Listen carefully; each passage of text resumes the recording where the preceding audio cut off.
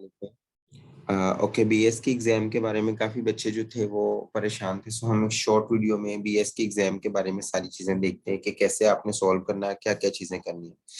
Number one, आपको पता है पैटर्न तो बिल्कुल सिंपल सा है कि आपके पास 45 एमसीक्यूज होने और 5 एससीक्यूज हैं। 9 मार्क्स का जो है वो एससीक्यू है। सो आपने जो है कुछ चीजें जहन में रखनी है बीएस को प्रिपेयर करने से पहले।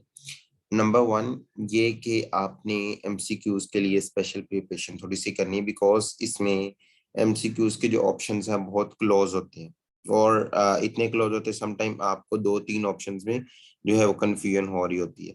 सो आपने फ्रेंड्स के एमसीक्यूज जो है वो प्रैक्टिस करने हैं। एक फाइल मैंने शेयर की है ग्रुप में, वो आपने लाजमी देखनी है। और इसके अलावा जब आप बुक पढ़ रहे हैं तो स्पेसिफिकली जो डेफिनेशंस हैं और जो हायरार्कीज बनी हुई हैं, मतलब कोई फ्लो चार्ट बना हुआ है, वहां पे आपने फोकस करना, बिकॉज उसमें से काफी चीजें जो आती हैं। सो डेफिनेशंस एंड हायरार्की वाली जो चीजें हैं उसमें आपने चीजें जहन में रखनी, तो उससे आपके काफी सारे एमसीक्यूज एग्जैक्टली क्लियर होंगे। आपके ऑलमोस्ट 30 एमसीक्यूज बिल्कुल सिंपल लाइंस वाले होते हैं जो आप पिक कर लेते हैं इजीली और आपको पता चल जाता है। और सिर्फ आपके पास ये कह लें कि 15 एमसीक्यू जो है वो थोड़े डिफिकल्ट कह लें या थोड़े कंफ्यूजिंग कह लें जो होते हैं। और उसमें से भी अगर बच्चे ने बुक अच्छे से पढ़ी हो तो उसमें से 10 एमसीक्यूज आराम से जो है वो पिक कर लेते हैं। सो आप आराम से जो है 40 42 43 एमसीक्यूज आराम से सही कर लेते हैं, मतलब अगर आपने बुक एक दफा पढ़ी हुई है अच्छे तरीके से। तो टाइम भी इस पे इतना नहीं लगता। आप एक दिन में बैठ के पूरी बुक पढ़नी है, आपने इसको एक नॉवल की तरह पढ़ना है। इसको रट्टा नहीं मारना, सिर्फ रट्टा उन चीजों को मारना जो डेफिनेशन है। लाइक डिफेंस मैकेनिज्म में सारी डेफिनेशन है। शुरू में जो है वो कम्युनिकेशन से रिलेटेड है, कम्युनिकेशन के जो है वो फैक्टर्स हैं। सो ये चीजें जिनको आपने थोड़ा सा रट्टा मारने की जरूरत है। बाकी आपने जस्ट एक नॉवल की तरह इस बुक को पढ़ना है। मुअद्दत रहना पड़े या फ्रेंड्स पढ़े, तो आपने उस तरह पढ़ना है और एंड पे आपको जो सारी चीजें जहन में होंगी। ठीक है, ओके। अब आ जाते हैं हम पेपर कैसे अटेम्प्ट करना। Number one, MCQs. एमसीक्यूज आपने पहले वो वाले करने हैं जो आपको एग्जैक्ट आते हैं। आपने ये नहीं सोचना कि अच्छा इसका ये क्लोज बन रहा तो मैं ये लगा दूं। पहले आपने 30 35 जो एमसीक्यूज आपको बिल्कुल एग्जैक्ट आते हैं ना, ये 25 भी आते होंगे, तो वो आपने पहले लगाने हैं। ठीक है, और इसमें टाइम भी आपके पास काफी होता है। तो उसके बाद आपने क्या करना है कि जो आपके कंफ्यूजिंग एमसीक्यूज है उसमें आपने एक्सक्लूजन मेथड से कोशिश करनी है कि अच्छा ये वाला ऑप्शन नहीं हो सकता, देन ये दो ऑप्शन बचे, फिर ये वाला नहीं हो सकता, तो एंड पे आपके पास एक ऑप्शन इंशाल्लाह बच जाएगा। तो एक्सक्लूजन मेथड से कोशिश करनी है। कुछ एमसीक्यूज जो बहुत कंफ्यूजिंग होंगे उस पर आपने थोड़ा सोच के उससे रिलेटेड चीजें देखनी। कभी भी आपने कुछ चीज होती है जो हम जनरल प्रैक्टिस में देख रहे होते हैं, ठीक है, कि जनरल प्रैक्टिस में ये चीज जो है वो होनी चाहिए। लाइक इस दफा हम एक एमसीक्यूज आया था कि जो वर्कर्स हैं जो कि इंडस्ट्री में वर्क कर रहे हैं तो वहां पे डस्ट बहुत ज्यादा है, तो पहले क्या काम करना चाहिए। तो वहां पे मास्क का भी ऑप्शन था, डस्ट कंट्रोल का भी था, वेंटिलेशन का भी था। देखिए कितने क्लोज ऑप्शन है, बट हमने अप्रोप्रिएट ऑप्शन की तरफ जाना जो बुक के अकॉर्डिंग उसका ऑप्शन बनता है। ठीक है, तो आपने जो है जब आप बीएस के कर रहे हैं तो आपने बिल्कुल इसी ही तरह ध्यान में रखना है कि जो मोस्ट अप्रोप्रिएट बुक के अकॉर्डिंग आंसर है ना, आपने वही वाला लगाना है। तो आपसे काफी चीजें क्लियर हो जाएंगी। अब इसके बाद आते हैं एससीक्यू। अच्छा, एमसीक्यूज में तो आपके मार्क्स आ जाएंगे जब आप इतनी प्रैक्टिस कर लेंगे जितनी मैंने आपको बोला, फ्रेंड्स और वो वाली पीडीएफ और प्लस बुक एक दफा रीड कर लेंगे। अब आता है एससीक्यू में मसला। एससीक्यू में बच्चे ना थोड़ी सी चीजें ना चेंज करते हैं जिसकी वजह से इशू होता है। आपने ना तीन चीजें जहन में रखनी है बीएस के एससीक्यू करते वक्त। नंबर वन ये कि जब आपने एससीक्यू करना है इट शुड बी रेलिवेंट, कि उसमें जो आपने मटेरियल ऐड करना वो रेलिवेंट हो। उससे आपने पास से नहीं 10 12 पेजेस भर देने या 2 3 पेजेस भर देने, कुछ भी जरूरत नहीं है। आपने टू द पॉइंट चीजें लिखनी है, बिल्कुल वैसे लिखनी है कि जैसे बुक के अंदर लिखी है। और हेडिंग्स बना के लिखनी है, अपने वर्डिंग में लिखनी है। सिर्फ आपकी बुक की हेडिंग्स आपको आनी चाहिए कि बुक में ये चीज लिखी हुई थी उसके अकॉर्डिंग। जहां फ्लो चार्ट की जरूरत है वहां फ्लो चार्ट जरूर बनाए।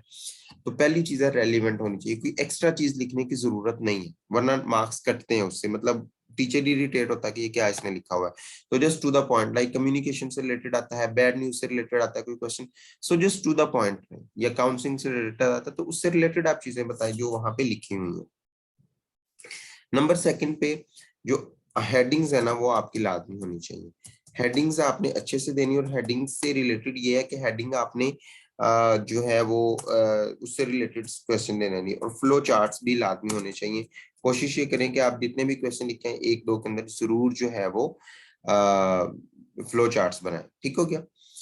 उसके बाद जो है लास्ट नंबर पे आपने जो चीज जहन में रखनी है वो है आपका conclusion of the question. So last number पे आपने कंक्लूजन लाजमी लिखना है कि उस क्वेश्चन के अंदर रिलेटेड, खास तौर पे वो वाले क्वेश्चन जहाँ पे जो है कंक्लूजन की जरूरत है, तो आप एक फ्लो चार्ट की फॉर्म में, टेबल की फॉर्म में थोड़ा बहुत चीजें वो ऐड कर सकते हैं। ठीक है, ये 3 चीजें आपने जहन में रखनी है और क्वेश्चन को मार्कर से अच्छे तरीके से ये आपने सॉल्व करना है। सो इस तरह से आपकी काफी सारी चीजें जो है वो क्लियर हो जाएंगी। अब एक और चीज आपने ध्यान में रखनी कि आपको पता है इसमें जो आपके टोटल है 5 जो है वो एससीक्यूज आते हैं। तो आपने 2 शीट्स आपको मिलेंगी, तो आपके पास काफी इनफ स्पेस होगी, तो आपने बहुत रेलिवेंट चीजें लिखनी है, हेडिंग्स बना के लिखनी है और कोशिश ये करनी है कि आप टाइम जो है वो डिवाइड करके चलें, बिकॉज आपके पास टाइम तो होगा बट आपने उसको प्रॉपर डिवाइड करके हर क्वेश्चन को प्रॉपर टाइम देना है। ठीक है, ये नहीं कि आखिरी वाले क्वेश्चन पे आपके पास टाइम कम टाइम बचे, आप आराम आराम से जो है वो प्रेजेंटेशन के चक्कर में टाइम वेस्ट कर ले, ये चीज नहीं आपने करनी, तो ये भी काफी इशू हो जाता है।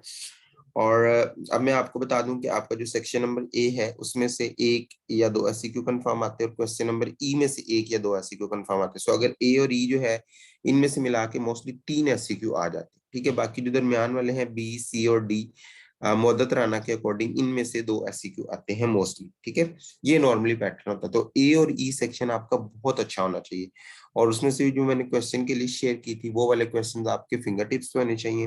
वो मैंने ग्रुप में भी शेयर की थी, पेज पे भी शेयर कर दी थी, तो वो आप लाजमी देख लीजिएगा। 18 क्वेश्चंस हैं, वो लाजमी आपने करने, उसमें से काफी सारी चीजें आती हैं।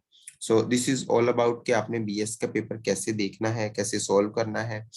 और कुछ जहन में टिप्स ये रख लें कि आपने कोशिश ये करनी है कि जो बीएस का पेपर है इसके अंदर आपने टेबल बनाने हैं और फ्लो चार्ट से भी मैंने आपको बता दिया, तो इंशाल्लाह इससे काफी चीजें जो है वो आपकी कवर हो जाएंगी।